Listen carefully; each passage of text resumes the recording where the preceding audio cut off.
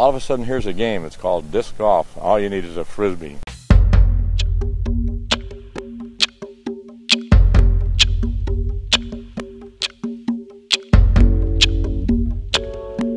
Disc golf has offered this tremendous multitude of wandering souls that would like to learn to do something on their own without somebody barking at them what the rules are or telling them how they have to do the game.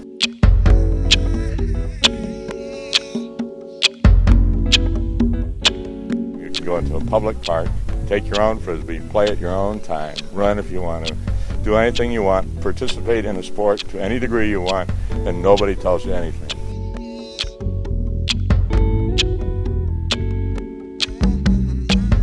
We formalized it in 1975 with this catching device that you see here on this course, and it just took off like wildfire. Everybody loves it because of all those reasons.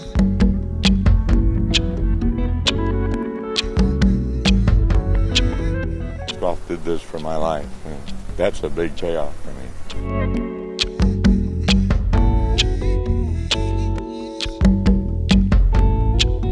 Now we see the top of the pinnacle.